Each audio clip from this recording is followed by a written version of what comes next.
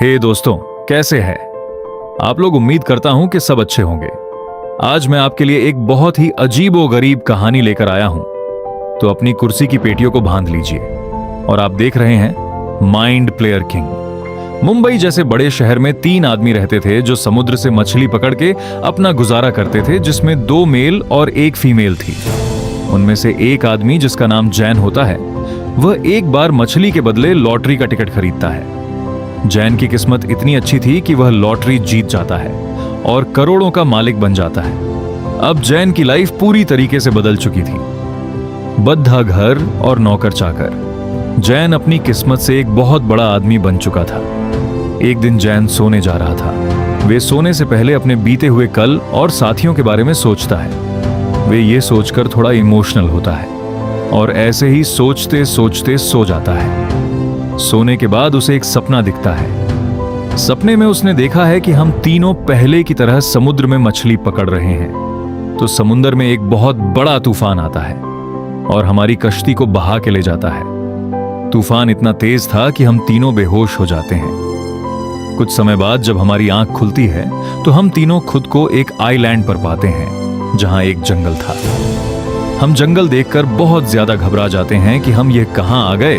तो यह तीनों हिम्मत जुटाते हैं और सोचते हैं कि यहां जरूर कोई ना कोई मिलेगा जो हमारी मदद कर सके। यह सोचकर यह तीनों जंगल पार करने लगते हैं। कुछ दूर चलने के बाद वे बहुत ज्यादा थक जाते हैं और हिम्मत और जाते हैं। अब उनके पास अपनी थकान उतारने का सिर्फ एक ही उपाय था, अपनी फीमेल फ्रेंड के साथ हस्त मैथुन करना। तो वे दोनों अपनी फीमेल फ्रेंड से बोलते हैं। वे ये सुनकर बहुत ज्यादा गुस्सा होती है और उन्हें मना कर देती है।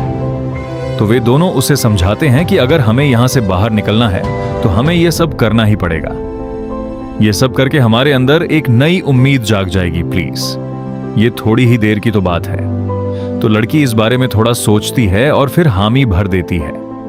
तो वे दोनों लड़की के साथ हस्त मैथुन करते हैं, जिससे उनके अंदर एक नई उम्मीद जाग जाती है। कुछ समय ढूंढने के बाद उन्हें फाइनली एक दुनिया मिल जाती है जो सेम टू सेम हमारी तरह दिखती थी। वे उसे देख के बहुत खुश होते हैं। वे सोचते हैं कि हम अपनी दुनिया में आ गए, पर वे हकीकत से पूरी तरह अनजान थे। असल में वे एक ऐसी दुनिया में आ गए थे जो हमारी दुनिया से बिल्कुल अलग थी। वे जब जंगल से निकल के उस दुनिया में कदम रखते हैं तो उन्हें वहां कोई दूर दूर तक भी नहीं दिखता। देखने में लगता है कि ये जगह वीरान पड्डी है, पर वहां की साफ सफाई देख के लगता नहीं था कि ये जगह वीरान होंगी। पर वे इस बारे में ज्यादा नहीं सोचते और थकान की वजह से वही सो जाते हैं। जब रात होती है तो वे दुनिया वाले जागते हैं और जब वे शोर शराबा करते हैं तो उन तीनों की आंख खुल जाती है और वे जैसे ही उठाते हैं उनसे एक आदमी बोलता है कि जल्दी उठो, राजा ने महल में बुलाया है। सब कुछ इतनी जल्दी होता है कि उन्हें सोचने का टाइम भी नहीं मिलता और वे भीड़ उन तीनों को राजा के महल की तरफ खींच ले जाती है। महल में पहुंचते ही वे तीनों देखते हैं कि राजा 7 या 8 साल के बच्चे की एक भैंसे के सामने बलि दे रहा है और उस बच्चे का बाप भी बहुत खुशी से उसकी बलि दिलवा रहा है। राजा पहले उस भैंसे के सामने अपना सर झुकाता है और फिर जल्लाद को इशारे से बोलता है, बच्चे की बलि दे दो। जैसे ही जल्लाद बच्चे की बलि देने के लिए तलवार उठाता है तो उन तीनों में से एक बंदा जोर से बोलता है, तुम पागल हो क्या? एक भैंसे के सामने जिंदे बच्चे की बलि दे रहे हो। तो राजा उस लड़के की तरफ को गुस्से से देखता है और बोलता है कि कौन है ये कमबख्त जो हमारे राजा को भैंसा बता रहा है, और अपने सैनिकों को बोलता है कि इसे बंदी बना लो, आज बच्चे की नहीं, इस कमबख्त की बलि देंगे।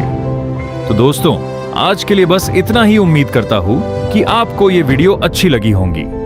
अगर आपको ये वीडियो अच्छी लगी हो तो इसे लाइक करें, अगर चैनल पर न्यू हो तो इसे सब्सक्राइब करें, और अगर इस पे 1 की व्यूज आ गए तो इसका नेक्स्ट पार्ट आ जाएगा। तभी के लिए धन्यवाद।